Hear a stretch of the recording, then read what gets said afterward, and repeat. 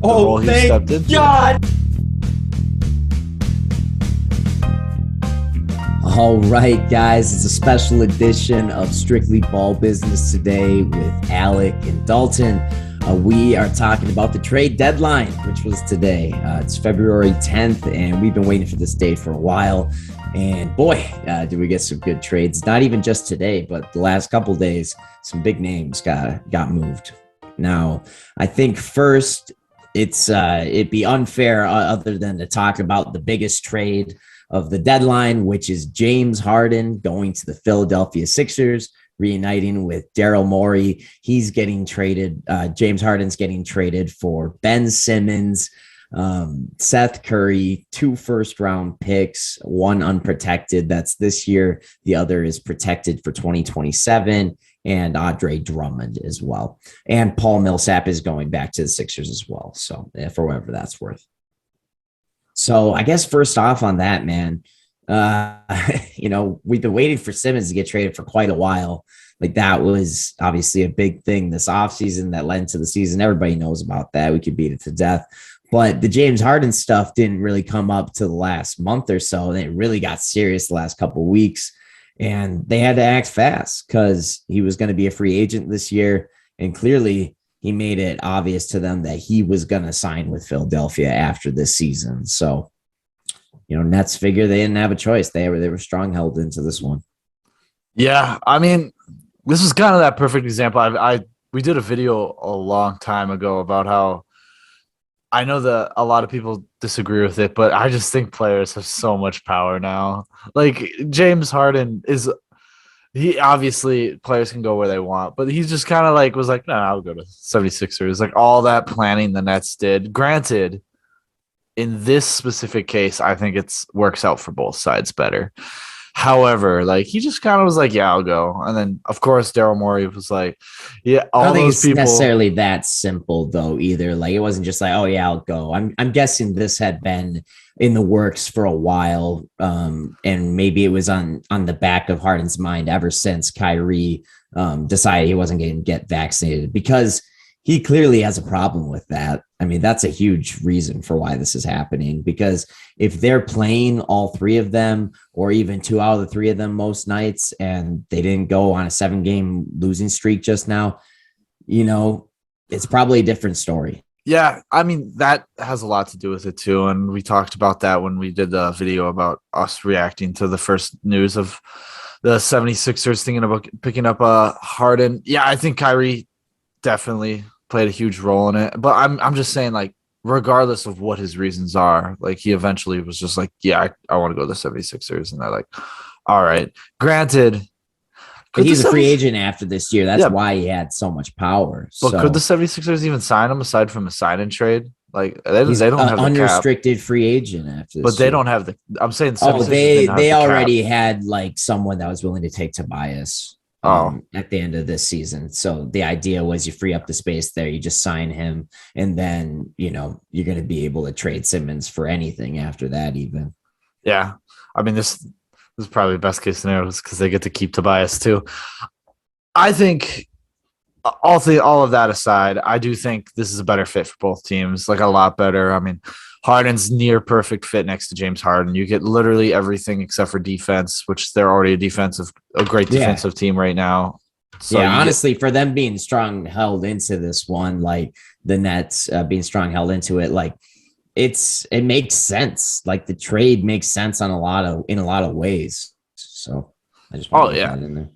And Harden's never really played with a dominant big like this before, so it's hard to say. No, he played really with Dwight Howard. I mean, I would say that Rockets Dwight Howard is a lot different in terms of style of play, but Howard was still in his prime, maybe late prime at that point, but he was still in his prime. And when he signed there, it was you were, it was big expectations. So true, but also Harden, I wouldn't say Harden was as good as he was now, even then. This is prime Harden is that time. He was still, that was first or second year he was displaced by from OKC. He was immediately great in Houston. If you remember correctly, he was an all-star year 1. Yeah, but then he became a superstar a few years. You could argue it was like that the whole time, but I'm just saying this is a lot better situation than even that Yeah, no, Rockets. it's a great situation. Embiid is, a Certainly more superstar versatile. player, but they're both injury prone, him and Harden. Now Harden was an iron man for a long time, but he's not anymore. So I don't want to hear it. I think it was he just took all that time off And he because put that with the weight Nets because he could on. afford to do it. Like He did the he same thing with played. Houston. He was injured there too. So is he get excuses wherever he goes? Is he just gonna get rest days here? He turns 33 next year. You're gonna give him a $247 million super max at the end of this year. He just opted into his $47 million year for next year just so he could get that super max. So he's definitely going to get extended for that. And so you're going to be paying James Harden from his age 33 to 38 years, $247 million. Yeah, I mean it's worth it. Like just like people were talking about Drew Holiday's contract, they're talking about Chris Middleton's, and they won a championship, and now everyone's like, yeah, well, it's worth it. It was worth it in the end. They did Yeah, what it they was could. a worst East back then, though. Yeah, now Even it's just last year. So the Sixers, I'd definitely say have a good chance, but they are far away from a championship team really still. They the definitely have the Sixers. talent. They obviously have the talent, but they've yet to prove that they can do it in the playoffs. When has Harden ever been a good playoff player? He needs to Yeah, prove that he can win in the playoffs, and so does Embiid. And you could say, oh, Simmons was a big reason for why they didn't get further, but I could also say Embiid and the other players on the team as well. It's not a super deep team. They just traded away Seth Curry, who was awesome for them this year. Obviously, Tyrese Maxey has been a huge plus this year, but he's also had a lot more opportunity than he did, before. So I don't know. I think the Sixers are interesting, but they're going to have to show me some more. I think on paper, tons of talent, but there's also some question marks on if their play styles between James Harden and Joel Embiid's going to work, because James Harden, as much as he wants and keeps saying that he wants to have another guy to share the burden with of scoring and all that, he still needs to have the ball in his hands all the time to be effective. And yeah. is it going to be Harden ball? I mean, the main reason why he didn't like what he was doing with the Nets is because Kyrie was gone, so he had to run the offense. He doesn't like running the offense. That's why he liked having Chris Paul, liked having Russ Westbrook, and now you could say he doesn't have to because they have Tyrese Maxey, and Tyrese has done a great job of the role Oh, he was thank stepped into. God they have Tyrese Mack. James Harden has Tyrese Mack. No, I'm just saying it's a lot better than not having Kyrie, so I can see why with the appeal. But yeah, You're you're right. right. This You're is right. It's a big difference because like the Nets had like no depth after those guys because they had gutted the team just to get Harden. Yeah, but it's a better stage for the regarding the playoffs than he was with the Rockets with Chris Paul and then with Russell Westbrook, where he was the main scoring option in both those option times. And here you got to think he is because he's the lead guard. Uh, but I think it's almost more of him on an island rather than when he had those two guards next to him, because now it's just him. I mean, there's a great, yeah, Embiid, but it's a whole different dynamic when you have a star guard next to you and a star big next to you.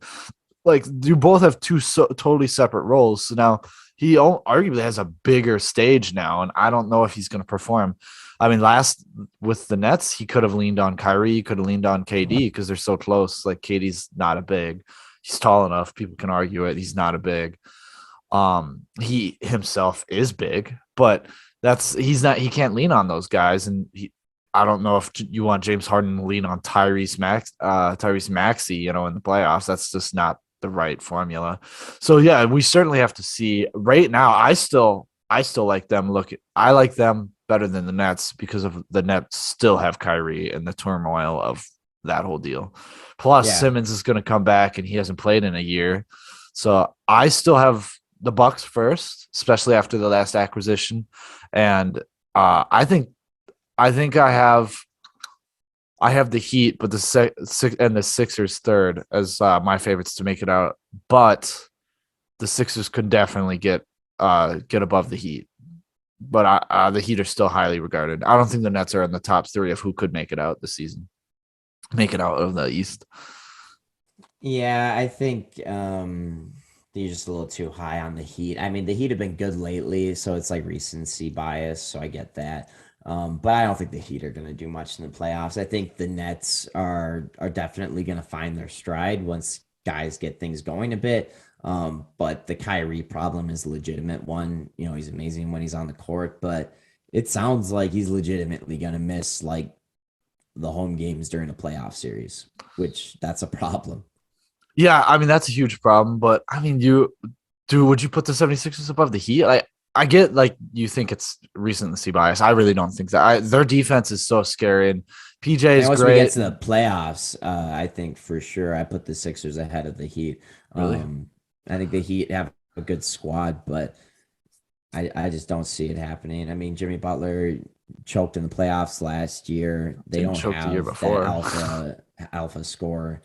Really? Um, I mean, like you're right. They don't have that alpha score, but I think they have enough where in between. I mean, Butler showed that he can be that alpha scorer. Granted, he's limited, but they have nothing but shooters he around could be a them. beta scorer. He's not an I alpha scorer. I don't think you're taking in the impact Kyle Lowry will have on this team. I think he Yeah, Kyle has Lowry's and great. Yeah. he's going to push him in the playoffs so much. And I'm not saying the 76ers won't be my second favorites to make it out of the East by the end of the season. I'm saying as of right now, everything the Heat have done, you can like if they were to face the 76ers right now, yeah, they're going to beat them. And that's what I'm No, I saying. take the Like Bulls over the Heat. Bulls over the Heat. Bulls are certainly really good. I still think they have a lot to figure out, especially on ends of their defense. They started off hot. They've looked really great, but Vucevic is still having struggles. Caruso out, Ball's out right now. Injury. It's just hard to say right now, you know. But most consistent team has been the Heat, and it's for a reason. But Yeah. on the Nets side, I really think I think they won.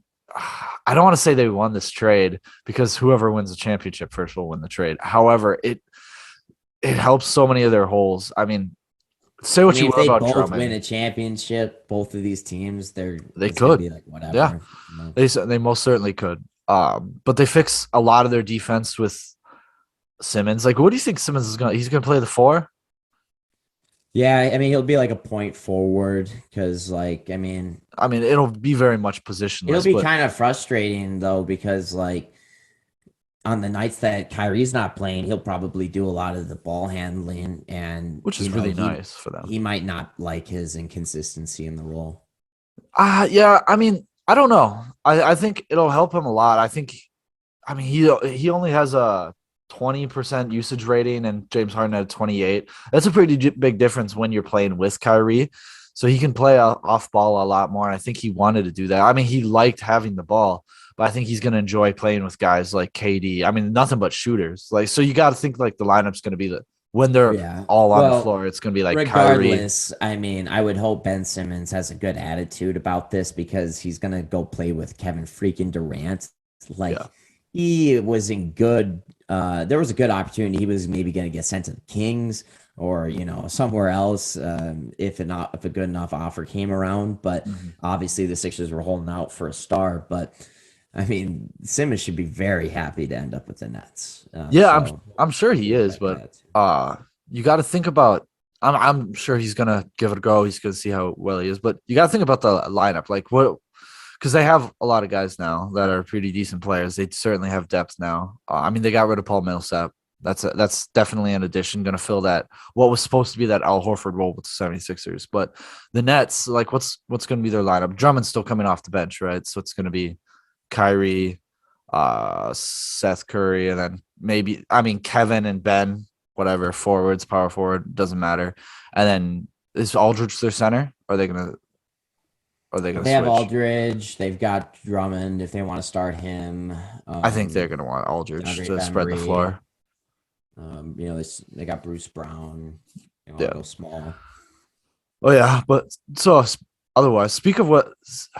Say what you will about Drummond's defense. He's not a liability. Certainly perimeter defending, but I think he's been one of the, if not the best backup center in the league. I can't think of anybody better than what he's been doing with the 76ers. He's still been coming out 8 rebounds to a steal, a block a night.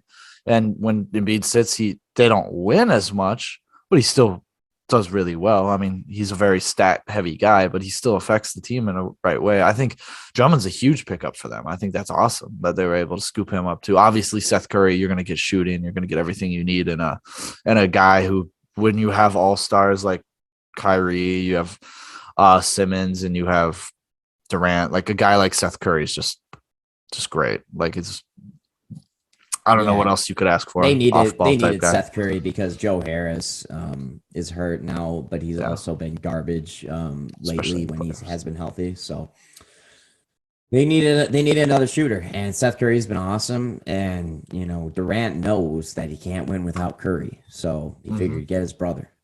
Yeah, I mean, I would say they got the most out of this trade. Like if they were going to take, they off were trying to get all Thibault, healthy, but they just couldn't. They couldn't make it happen. Yeah, I mean, he's a young asset. He's a great defender. It's hard to pick up that, especially when at that point, it's the 76ers. Like, we don't want you to have Thibault. Like, that's that great of defense. Like, we're going to have to face you. So it's like they don't want to give him too much. That's why it's such a weird trip, like crazy scene, like the interchange of rivals. A couple of rivals, yeah. That is what makes this so interesting because both these teams are, powerhouse teams with and without this trade. Yeah. I mean, I think it's crazy. I can't wait to see both of it. Certainly shakes up the East. And it's great to see like the East have all these powerhouses now. We just talked about 5 teams that could definitely make it to the finals. And East hasn't been like that in so long. Yeah, no, the East is up for sure. I mean, the Bulls, first of all, came out of nowhere this year, but the Nets, they've been great since they've gotten the stars, and they've got KD locked into an extension. So, regardless of what they do, they've got Kevin Durant. So they're always going to be great as long as he's there. The Bucks, we saw them win the championship last year. Yeah, even sometimes you can forget about them this year, I feel like, in the discussions. But Giannis is still potentially going to win MVP. That's looking fantastic. So I don't know. Yo, Strictly Ball Business. I'm Alec, and this is Dalton. We always talk about the NBA. Come join us, and let's have some fun.